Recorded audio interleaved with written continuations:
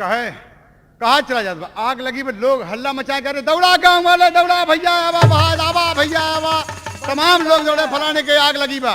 और यहाँ देखा ससुर कहा था खड़ा होके कि राम कराइए सबके हो, राम कराइए सबके हो।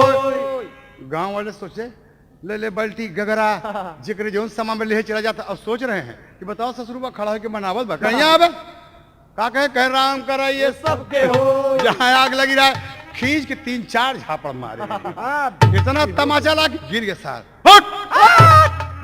कहा था ससुर हमारे गांव में देखा था सयान सरदार सबसे हैं चौधरी है, उनका मकान जलता बा। कहा था कि राम कराइए सबके हो। गाँव चलावे चाहता, तू चाहता कि पूरा गांव जड़ जाए, अकेले रह सारे कैस ई बात ना हो भैया। अरे बाप रे, और तमाचा पे तमाचा। तो कहें कि का कही भैया, हम घरे से जब से चले तब से मार खाते ही। कहे सुना, कहे हाँ, कहे ये बात कहा करो कि हे ईश्वर मुझे अज्ञानी को, हे ईश्वर मुझे अज्ञानी को दे दो थोड़ा ज्ञान,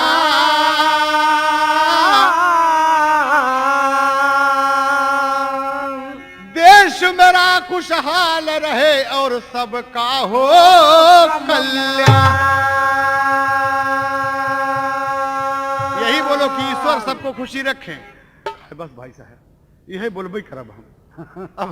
अब यही बोला आगे हाँ, अरे ईश्वर सबको खुशी रखे, अरे ललकारी जा ससुरारी में, ईश्वर सबको खुशी रखे, अरे ललकारी जा ससुरारी में, साजन पहुंचाए अपने ससुर के द्वारी जा ससुरारी में, साजन पहुंचाए अपने ससुर के द्वारी जा ससुरारी में, साजन पहुंचाए अपने ससुर के द्वारी जा ससुरारी, साजन पहुंचाए अपने ससुर के द्वारी जा ससुरारी, जा ससुरारी, जा ससुरारी में, साजन पहुंचाए अपने ससुर के द्वारी जा ससुरारी में, साजन पहुंचाए अपने ससुर के द्वारी जा ससुरारी में।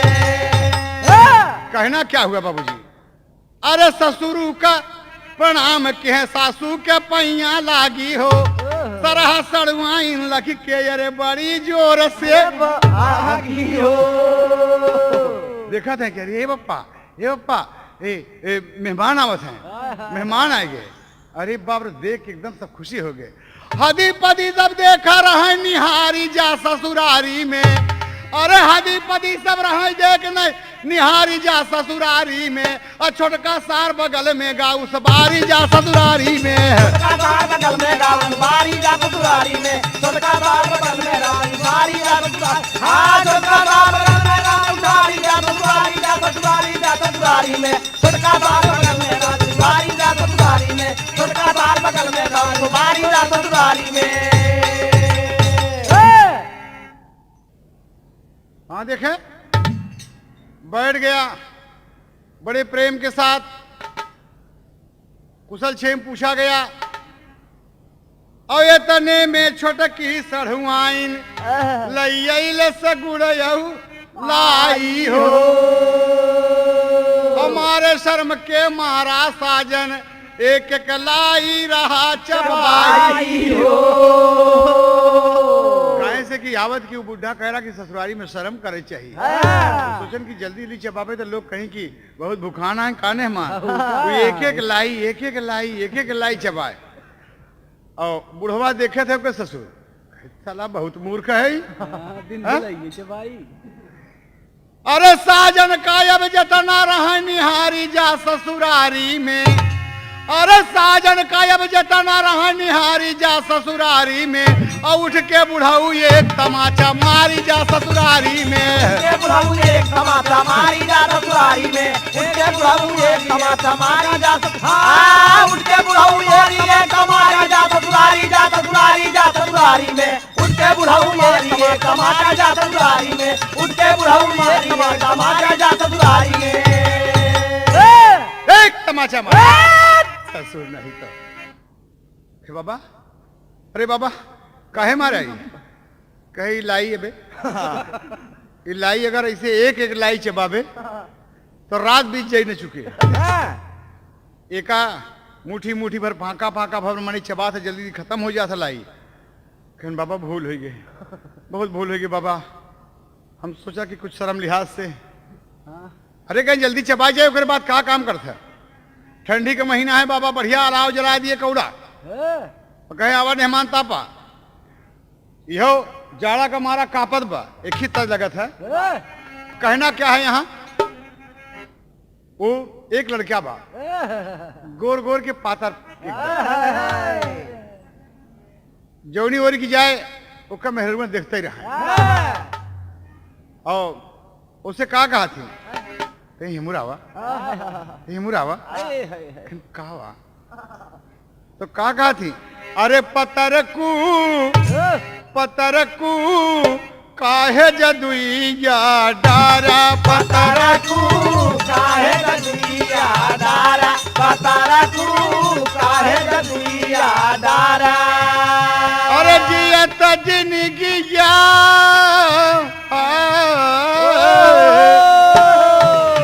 जियत जिनगिया हमनी के मारा रे पतरकू काहे जदुइया डारा, पतरकू काहे जदुइया डारा, पतरकू काहे जदुइया डारा।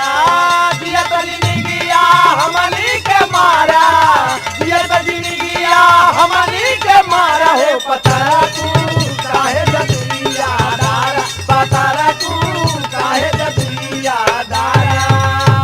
गदलवा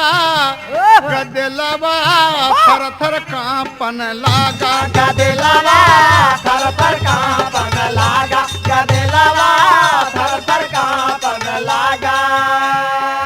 होई के दमाद बड़ा रहलाया भागा रे गदलवा थर थर कांपन लागा, गदलवा थर थर कांपन लागा, गदलवा थर थर कांपन लागा। होई के दमाद लाया भागा, होई के दमाद बड़ा रहलाया भागा रे गदलवा थर थर कांपन लागा, गदलवा थर थर कांपन लागा। कैसे? जाड़ा के मारा कुछ समझ ही ना पावे, जाड़ा के मारा कुछ समझ ही ना पावे। लइके डंडाया गछ तरावे, लइके डंडाया गछ तरावे, लइके डंडाया गछ तरावे। अरे ससुरु के तनवा में क्रोधवा जागा रे गदलवा थर थर कांपन लागा, गदलवा थर थर कांपन लागा, गदलवा थर थर कांपन लागा। ससुर के मार बड़ा निकला भागा, कोई के बाबू में क्रोधवा भागा, गदलवा थर थर कांपन लागा, गदलवा थर थर कांपन लागा। जाड़ा के मारा बैठ गया कौड़ा के पास और गोदी लेके सब आग छिदरा दिया। बाबा देख रहे हैं ससुर बड़ा बेवकूफ भाई, कहे मेहमान कहे हाँ कहे मुरावा, बगले जैसे बैठे एक तमाचा मारा हो कौड़ा के ऊपर पार जाए गिरा। कहे बाबा काहे मारा? कहे ससुर कौड़ा ऐसा ताबिया था, अरे कौड़ा का तापे के विधि होता। कहे बाबा भूल हो गई, बुद्धि बतावा। कहे सांझ की कौड़ा तापे अगिया चढ़ाऊ रे, सांझ की कौड़ा तापे अगिया चढ़ावे, सांझ की कौड़ा तापे अगिया चढ़ावे। कौड़ा तापे का ई है बरताऊ रे, कौड़ा तापे का ई है बरताऊ रे, कौड़ा तापे का ई है बरताऊ रे। ऋषिया जी ए मेहमान तू लड़किया है बचुआ? अरे मोर भैया कहे टूटई न कबहू, अरे टूटई न कबहू राम, टूटई टूटई टूटई रे टूटई रे टूटई। अरे टूटई न कबहू प्रीतिया के धागा रे गदलवा थर थर कांपन लागा, गदलवा थर थर कांपन लागा, गदलवा थर थर कांपन लागा। टूटे न कबहू प्रीतिया के धागा, टूटे न कबहू प्रीतिया के धागा हो गदलवा थर थर कांपन लागा,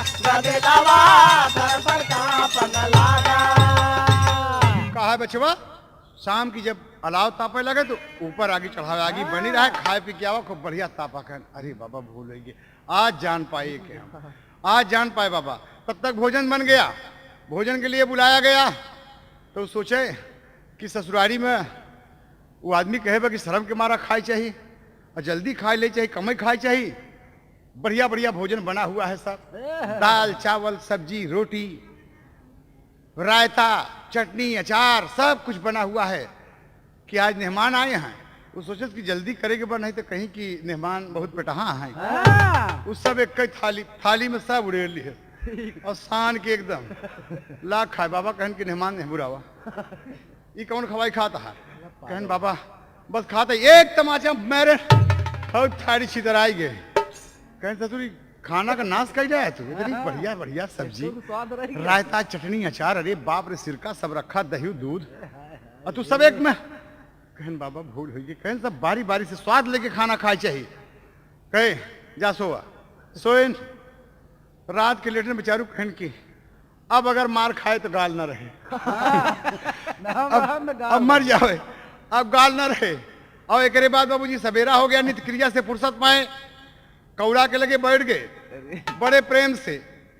तो धीरे धीरे अगिया चढ़ावे, धीरे धीरे अगिया चढ़ावे, धीरे धीरे अगिया चढ़ावे।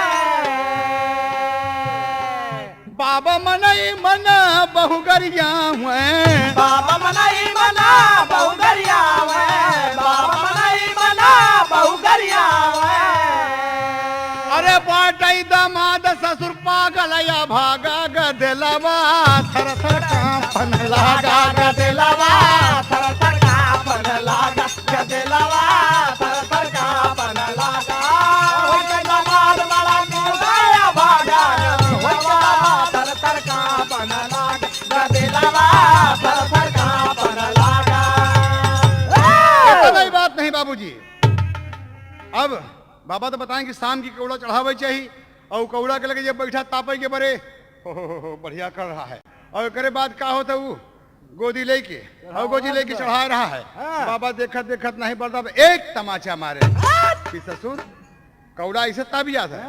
कहे राजू तुहिन तो कहे सजवक ये चढ़ावे चाहिए। कहे ससुर सवेरे जब तापे तो छितरावे चाहिए, आग बुझ जाए, सूर्य देवता निकले हैं, बड़े प्रेम पूर्वक धूप ले आनंद मिले। कहन ओह बड़ी गलती हुई कि बाबा अब ऐसे करब। कहे बैठा बुखारी उखारी करके बैठे, तब ले चबैना आ गया। और अब के मेरी चबैना में चना आ गया, और चबैना में जब चना आ गया तो कभी ने आल्हा का भाव दिया। और कैसे भाव दिया? एक ही बुझौलिया किस्सा हो था कि कवन हो चिड़ैया, कवन हो चिड़ैया जे करे 3 गो गदोरिया ये भैया। कवन हो चिड़ैया जे करे 3 गो गदोरिया रे भैया, कवन हो चिड़ैया जे करे 3 गो गदोरिया रे भैया। कवन हो चिड़ैया जे करे 5 बबुआ 5।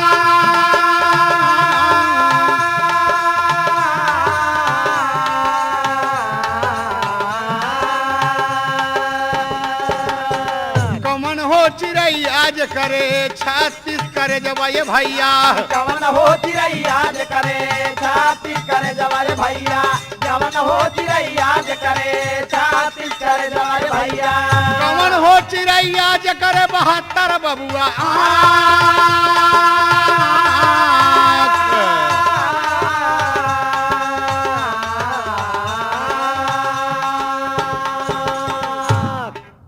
सवाल पूछा जाता ये बुझौलिया किस्सा है कि बताओ बचवा कौन ऐसी चिड़िया होता जे करे 3 गदोरी यानी 3 हथेली, और कौन ऐसी चिड़िया जे करे 5 पाजर यानी 5 पसली, और कौन ऐसी चिड़िया जे करे 36 करेजा, और कौन ऐसी चिड़िया जे करे 72 आंख। लड़का छड्डी बोल दिए नहीं बताए। जब यह तर्ज है ओरिजिनल।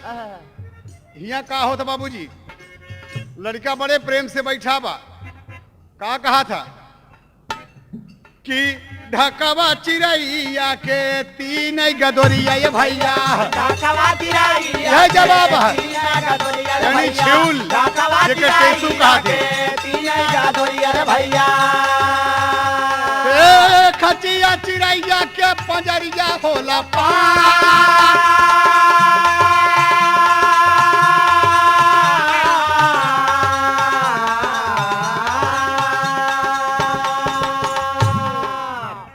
छिउल जेके ढाक कहा थी, टेसू भी कहा जाता है, पलाश भी कहा जाता है। आप जाएं अगर छिउलाही में तो देखें ढाके का 3 पत्ता कहावत बना है, चौथा न मिली, इसीलिए कि ढकवा चिड़ैया के तीने गदरिया और खचिया चिड़ैया के पंजरिया होला खांची 5 पांजर होता। निचवा आप देखें हो करे तो 5 पांजर पे खांची बना था, न 4 पे बनी और न 3 पे। 16 पंचे 80। अरे जिया पटेल एकदम सही हो, 16 पंचे 80। तो खचिया चिड़ैया के पंजरिया होला 5 और केलवा चिड़ैया के कहे बोली ना यह बोल दा ढकवा चिड़ैया के तीन गदोरिया आल्हा का भाव बदल के हो। अरे खचिया चिड़ैया के पंजरिया होला 5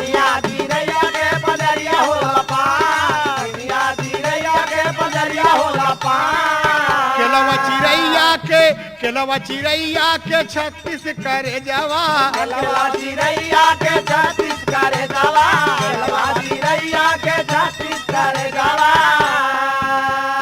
चलनी चिड़ैया के 72 होला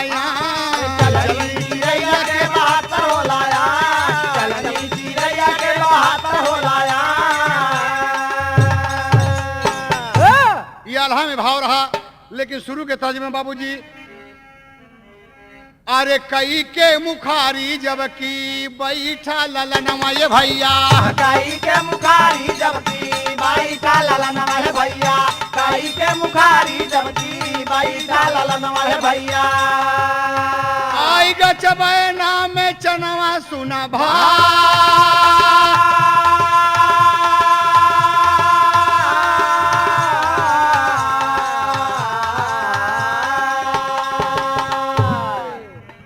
मुट्ठी भर के लाग चनमा चबाई भैया मुट्ठी भर के लागा चनमा चबाई भैया मुट्ठी भर के लागा चनमा चबाई भैया अरे मुहमा सस की गईले गाल फूला जा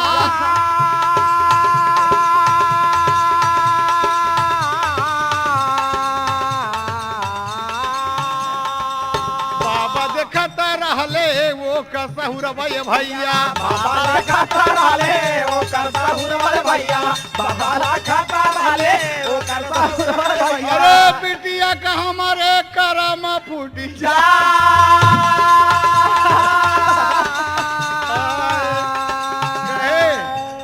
अरे मोर बपर मोरी बिटिया का करम फूट गया। इस ससुरवा चना ऐसे भर गला गाल फूल आया है।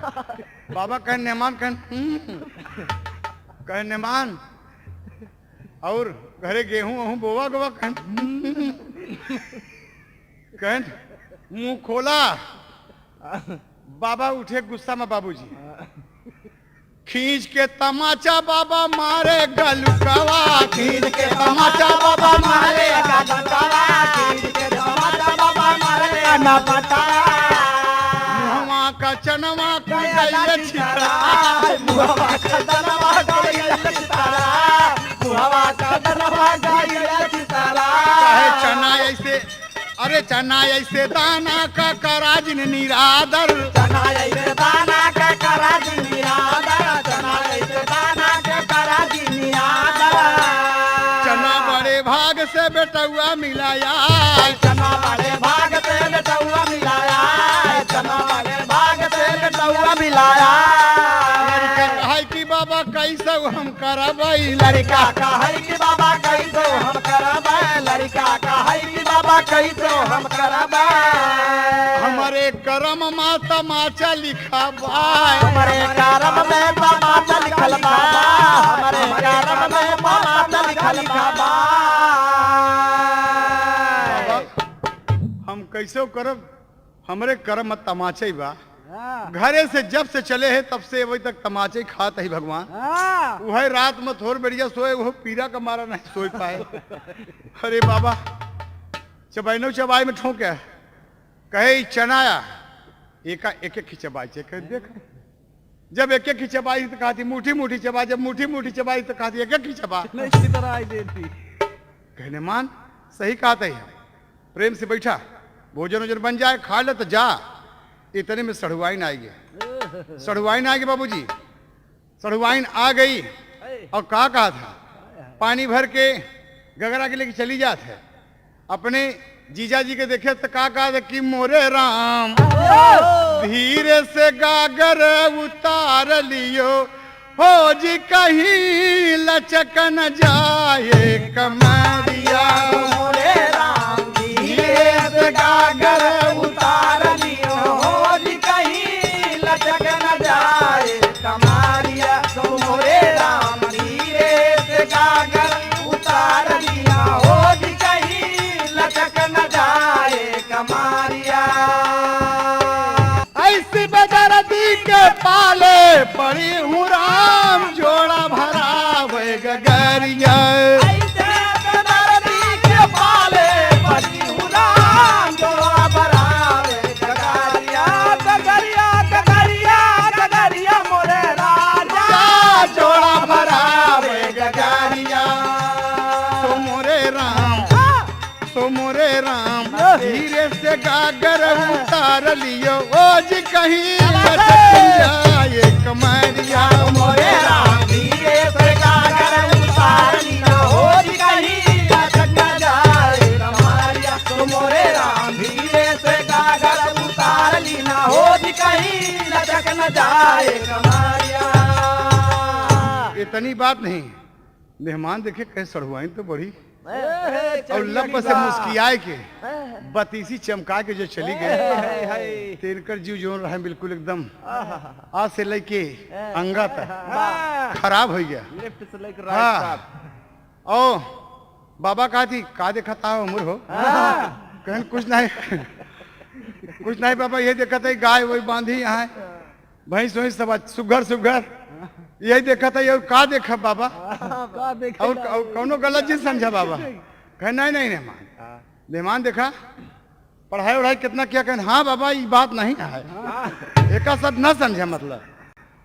अब औरत तो जाने दिबे कि हमारे पढ़ा ना है, वो चुप्पे से अपनी बहनी से कहे कितनी के बुलावा आयन कहन की जा कह अम्मा बुलाओ थे। आए गए जब बैठे कि अम्मा बुलाओ थे, आए तो दुल्हनिया का कहा था कि देखा कहने तो का देखे मेरे हम तरस गए, तू वही इतना मार खाए तोहरे परे कि जिंदगी में इतना बड़ा मार खाए हो तो और कहता इतना इतना तमाचा पाए हो तो कुछ हम बन गए हो, हम कुछ हो जाए। कहीं का हो जाता अरे कौनो कहीं कहीं कुछ तो बन जाए तो लोग सलाम तो करबे कर देन हमसे। कहीं देखा बाबा सुनता का नहीं आवा, यहाँ हम सुरत है सर कुछ बन गया होता। कहीं का बनता तू? कहन बाबा जितना मार खाए फिर एक तमाचा बाबा जड़े। कहन ससुर बैठ। देखा बाबूजी वो लड़का समझ गया कि सही बात है, अगर दिमाग से काम नहीं लिया जाता कभी का अंतिम नसीहत देना पड़ा। क्या कहता है बाबूजी कि बाबा हम जात है और गलती का हमार माफ की है। बचपन मिला ना सहूर बाप माई के बिना, क्यों जिन जाया ससुररिया पढ़ाई के बिना। जाया ससुररिया पढ़ाई के बिना, क्यों जाया ससुररिया पढ़ाई के, हाँ पढ़ाई के बिना हो पढ़ाई के बिना, पढ़ाई के बिना क्यों जाया ससुररिया पढ़ाई के बिना, क्यों जाया ससुररिया पढ़ाई के बिना। अरे शिक्षा से बुद्धि का विकास होला भैया, अपन के साक्षर खेवा अपने देशवा के नैया। कुछ न मिली है जगत में सच्चाई के बिना, क्यों जिन जाया ससुररिया पढ़ाई के बिना। जाया ससुररिया पढ़ाई के बिना, क्यों जाया ससुररिया पढ़ाई के बिना। पढ़ाई के बिना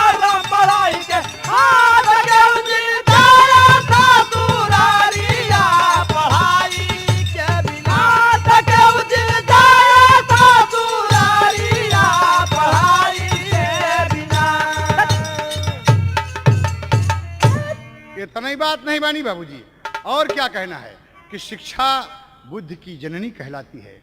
हम पढ़ेंगे लिखेंगे, आप सबको चाहिए कि अपने बच्चों को अच्छी से अच्छी शिक्षा दिलाएं, ताकि हमारा घर ही नहीं, मोहल्ला ही नहीं, गांव ही नहीं, जिला ही नहीं, प्रांत ही नहीं, पूरा देश तरक्की करेगा और दुनिया में नाम होगा कि हिंदुस्तान में तमाम लोग साक्षर हैं। इसके साथ साथ एक बात और है, और क्या बात है कि मद्यपान छोड़ा रहा छोटा परिवार हो, मद्यपान छोड़ा रहा छोटा परिवार हो, मद्यपान छोड़ा रहा छोटा परिवार हो। पढ़बे लिखबे बनैबे सरकार हो, पढ़बे लिखबे बनैबे सरकार हो, पढ़बे लिखबे बनैबे सरकार हो। ज्ञान मिली है न दिल के सफाई के बिना, क्यों जिन जाया ससुररिया पढ़ाई के बिना। बहुत अच्छे मास्टर समी जी, बहुत अच्छे।